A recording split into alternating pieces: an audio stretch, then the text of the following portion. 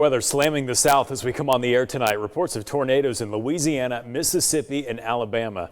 We know at least one person is dead. More have been injured. Reports of damage in these states still coming in tonight. That same system is headed for Georgia.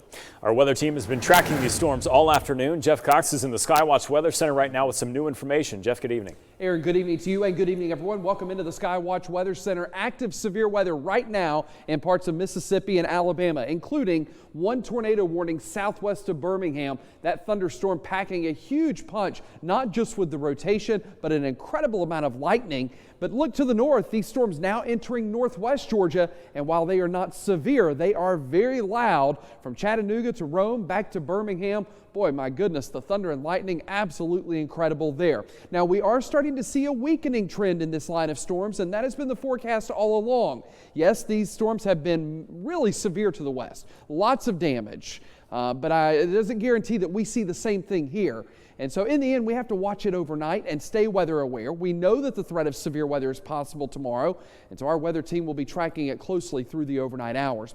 Every icon on this map represents some type of storm report. Unfortunately, this is a fatal storm system. We know of at least one fatality. 12 injuries have been reported. Nearly 100 reports of severe weather, including at least about a third of those as tornado reports tonight, stretching from Louisiana on through Mississippi and now into parts of Alabama as well. So the school day forecast a little troublesome, especially early in the day. So waking up to storm threat across the mid-state, very mild in the mid-60s. That rain and storm chance will last throughout the day, with temperatures holding through the mid-60s by lunchtime, then dropping through the afternoon. So we're steady pretty much for the first half of the day, turning colder for the second half of the day. Coming up in just a few minutes, we'll take tomorrow's storm threat. I'll break it down hour by hour. Following this, colder weather coming in, find out when the 20s return, and the latest look at Christmas. That plus the 10-day forecast just minutes from now. Beautiful soul, just all around a wonderful person, and it hurts that she's gone. Remembering a life lost too soon, Kimberly Touchton died after being hit in the head by a vehicle tire while walking her dog in Houston County Sunday night. And new tonight, Wgxa's Aaron Wise spoke to a childhood friend of Touchton's about that unexpected loss. Aaron. Yes, Kimberly Touchton was loved by many and had enough joy in her heart to give to everyone, according to Sarah Hooks, a childhood friend.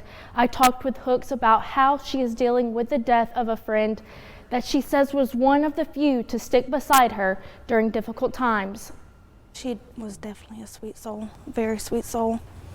You can't find too many people like that. The life of Kimberly Touchton was taken Sunday night after a stray tire traveling 350 yards down the road struck Touchton in the head while she was walking her dog, according to Houston County Sheriff's Office. To put that distance into perspective, that's nearly the length of 3 football fields the tire traveled before hitting Touchton, killing her. A childhood friend, Sarah Hooks, says the news of her friend's death has been gut-wrenching and her heart is broken. I just sat there and I just started bawling my eyes out. I cried so much. Hooks says their friendship was one that no matter how much time had passed, they picked right back up where they left off. Hooks, who recently had a baby, says the last time she saw Touchton told her how excited she was to meet her daughter. A meeting that unfortunately will never happen. It crushes me because I know if she would have met her, she would have just absolutely loved her. And my daughter would have loved her too. And now that she's not gonna have that chance, it breaks my heart. And I wish I would have done more to have been able to get them together to meet. Hooks says the memories that she has of Touchton will be ones she cherishes for the rest of her life. We'd sit there and pick on each other back and forth like we were sisters. And I looked at her as a sister. We were so close, and I'm not going to forget her, and I hope nobody else does. And Hooks tells me that her thoughts and prayers are with the Touchton's family as they go through this difficult time. Bankston says officials have located the vehicle owner and that the person is in questioning. We have not independently confirmed if the driver has been charged with anything. Aaron Wise, WGXA News. Aaron, thanks. New at 10, a 22-year-old man is in the hospital after being shot in Macon. The Bibb County Sheriff's Office says a group of people got into an argument. That shooting happened in a neighborhood residence called Bird City, which is located on Mallard Avenue off of Eisenhower Parkway. The name of the victim has not yet been released. The victim was transported to the hospital. He was speaking when he left here. At this time, his condition is unknown. All we know is they have him at the hospital and they're working on his injuries. We know no suspects have been arrested. The impeachment showdown is growing a lot closer tonight as the House prepares for a full vote in a matter of days. And since Democrats have a majority in the House, it's highly likely the president will be impeached. So what is the White House doing to prepare? And how much are both sides looking forward to the next phase in the Senate? Sinclair's chief political correspondent Scott Thuman shows us all of the new developments. Just out, 658 pages. That's how thick the House Democrats' case is against the president and for impeachment. The report claiming Trump will remain a threat to national security and the Constitution if allowed to remain in office. Republicans argue, though, it's been partisan since the start, and a full House vote Wednesday will be too.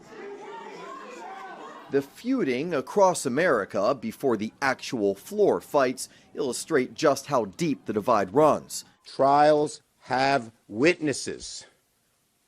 That's what trials are all about. Senator Chuck Schumer announced he wants in a potential Senate trial to hear from former National Security Advisor John Bolton and Acting Chief of Staff Mick Mulvaney, which could make for a longer-lasting spectacle. I'll do long or short. I wouldn't mind the long process, because I'd like to see the whistleblower who's a fraud.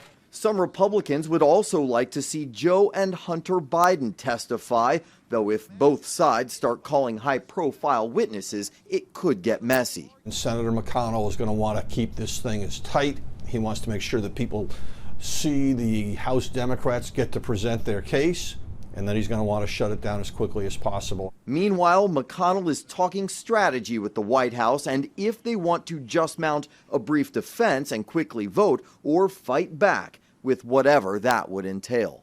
If it gets to that Senate phase, it also gets a little trickier. Republicans have a slim majority. Even a few defectors could affect the rules, the witness list, and more. So anyone who is currently on the fence is certainly feeling the pressure. On Capitol Hill, I'm Scott Thuman. Police are still investigating after a college student was stabbed to death, where investigators are searching for more answers.